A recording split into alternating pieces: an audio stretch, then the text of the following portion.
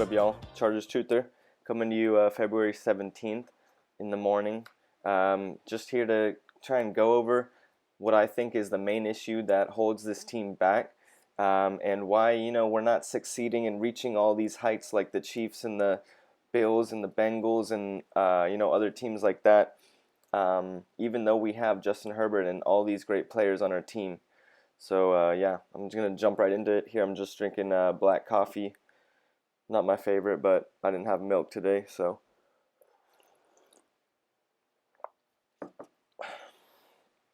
Yeah, not that good, but the problem with this team is of the lack of ability to run the ball. It's so crucial to do that. When you have leads, when you're, grinding the game out, you can't just throw the ball every single time. Okay, so here I have this graph. May be a little bit hard to understand, but I just have the pass offense rank, rush offense rank, wins, and the pass attempts graphed on a chart over the past 5 or so years since 2017. So right here you can see in 2018 we went 12-4 with the old team. Philip Rivers, we went to the playoffs, beat the Ravens, and then lost to the Patriots. Had a great year, and I was hoping that we were going to build on that, stay, being a playoff contender, just stay up there with those great teams, but the opposite happened, and we went from 12-4 to like 5-win team in the dumps, and the main thing that I'm seeing is that when we won the most games, our rush offense was the best. We threw the ball a lot less. Our pass attempts went way down. And keep in mind, this is with Phil Rivers and Melvin Gordon and Keenan Allen, Mike Williams and stuff. Our pass offense went a little bit down at the just because we were running the ball a lot better. And you could see just the next year what happened was the Melvin Gordon holdout. I was hoping that we were going to keep Melvin Gordon. I wanted to keep him on our team, keep that 12-4 team together, keep pushing, keep striving for the Super Bowl, really. So you can see in 2019 our rush offense collapsed, went to the bottom. Same with our wins, and our pass attempts went way up. Pass offense went up. That 2019, when we went back to the dumps, was Rivers' last season, I think. It's really hard to see, hard to watch that. And then Justin Herbert comes, and this guy, we got lucky that this guy has a rocket for an arm, is a very smart guy, and just an incredible quarterback. So then you could see our pass attempts are jumping up. We won a little bit more games. Rush offense came up a little bit, and then in the last year with Anthony Lynn, and then first year with Brandon Staley, pass attempts are going even higher. Rush offense is going down. Wins are going up a little bit slowly. We went 9-8 that year. And then this past season, our freaking pass attempts and pass offense is like at the ceiling, at the top. This is as high as we can go. We won some more games, but our rush offense was in the dumps. And I truly think that this is what holds us back. It's the rush offense, not being able to run the ball at all, pretty much. At least not last year. And I'm looking now at the pass attempts. This is asymptotically going to the limit. Have you taken like calculus or whatever? It's going to the limit at the maximum. We're just gonna keep having Herbert throw the ball as many times as he can. He's gonna break all the pass attempt records, and I honestly don't think that's right. I want to see this pass attempts go down and the rush offense go up, and I think the wins will keep going up.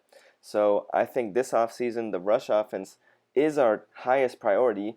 I mean, look at this. We're in the basement for rush offense. So what I'm seeing is Justin Herbert carrying this team, throwing it almost every single play, and most of the games that we won to get us to 10-7 were fourth quarter comebacks. You could see here Justin Herbert second most fourth quarter game-winning drives, meaning that he had to be a hero, he had to be a Superman. We're not even blowing these teams out. We're like barely coming back at the end to win these games. We're pretty much putting all of the pressure of this entire franchise on Justin Herbert. This guy is like 24 years old. He's a young kid. I mean, he's an amazing athlete, but you just can't do that to a guy like that.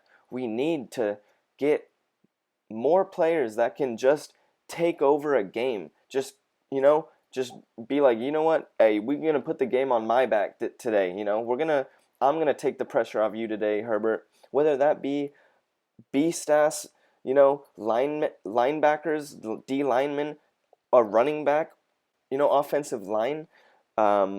Receivers still depend on the quarterback to pass on the ball. So I want a first round running back. Bijan Robinson, if we can get that guy, I know that he's probably, I highly doubt he's going to be there at 21. But if we can get a player like that, a blue chip running back, Justin Herbert can just hand the ball off to the guy, and the guy can just do work, while Justin Herbert takes a break.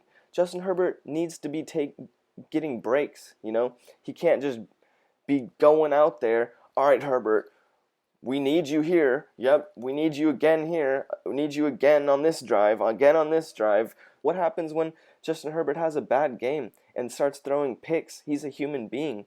Then we're going to have no backup plan. So we're up 27 points. What do you do when you have a lead? You run the ball. You kill the clock. And look at us. 67 yards at 2.9 yards a carry. Clearly, we couldn't run the ball when we needed to. And if we could have won. We were up 27-0, We're missing a huge puzzle piece in this team, in this organization, which is the run game.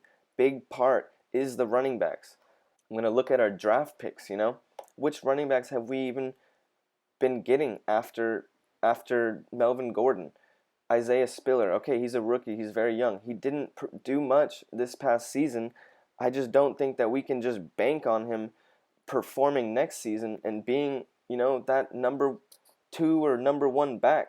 I just don't think you can do it. You can't bet on an unproven thing. So Isaiah Spiller, that's unproven. Here we drafted Larry Roundtree, 6th round. We were still bad running the ball, and we waited till the 6th round to try and help Austin Eckler out. Larry Roundtree hasn't really done anything. Year before, Josh Kelly, 4th round. Josh Kelly has been the best second running back behind Eckler, but last year he didn't even rush for 300 yards. I think he's good, but I mean, he'd be the RB3, a capable RB3, but he's not an RB1 or, gonna be that big of a part, I don't think. And before that, we didn't even draft a running back, So we just let go of Melvin Gordon, who is this big, bruising, every down carrying running back, If you're going to be taking so many hits, it's better to be big so you can absorb the hits, so you can keep your momentum. Momentum is a big part of it. So to me, we need to keep investing in this rush offense. Get us a good running back, a very capable beast workhorse back to help Austin Eckler. Austin Eckler will benefit the most from this because, he'll take less damage. He won't take as many hits. Who wouldn't want that, You don't want to see this little dude be forced to take so many hits every single season. It's going to be bad for him, You don't want to see that happen to anybody. I appreciate drafting first round linemen the past 2 years. That shows that the GM understands the importance of the trenches, the offensive line, the run game, but we need more, I think. We still need more. Give Justin Herbert a break and give Austin Eckler a break. You want to give these guys breaks. They're doing too much. We're relying on them too much. I expect at least a running back or an offensive line in rounds 1 or 2, preferably a running back. I think we will, because I think Tom Telesco knows it. I don't think he's that dumb. I think he's not a very good GM, but I think he understands that. I mean, look at the graph. It's screaming at us. This rush offense line is collapsing, going to the bottom of the barrel. We're the bottom of the barrel in terms of rushing the ball, and Herbert is, throwing it almost every time. So we need to fix that, guys, and we can fix that by investing more in the running back position and in the offensive line. Big guys, big physical guys, and that goes for the entire team, really. Big physical guys that are gonna be mean and hit people and impose their will. Not just let the guys come to them. They're gonna go and hit. They're gonna go impose their will on the other team. So that's what we need to do. That's what I think we need to do, guys. I expect us to do it, and if we don't, I expect more of the same, more disappointment, unless Justin Herbert can really do that for us, and I don't think he wants to. I don't think anybody would really want that much pressure on them. We're a snake-bitten franchise. We're relying on a 24-year-old to do everything, and I think he knows it, his family knows it, the entire world knows it, and the only way to fix that is by getting him guys that can take the weight off of him by carrying the ball, taking the ball away from Justin Herbert, so he can, be more precise and slice up the other teams. So that's about it. I pretty much think I said everything. Again, like almost every other video, I forget to drink this throughout the video. I wait till the end, so I guess I'm going to chug this again.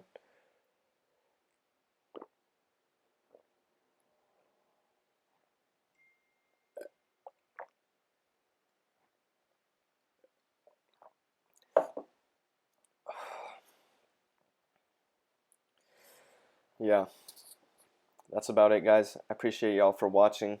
We'll see what happens in the draft. Again, I predict running back, offensive lineman high in the draft.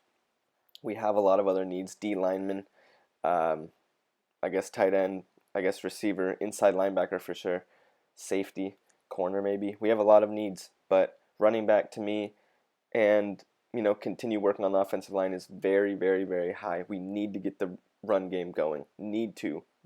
Absolutely critical. But yeah, all right, I'm out. Thank you.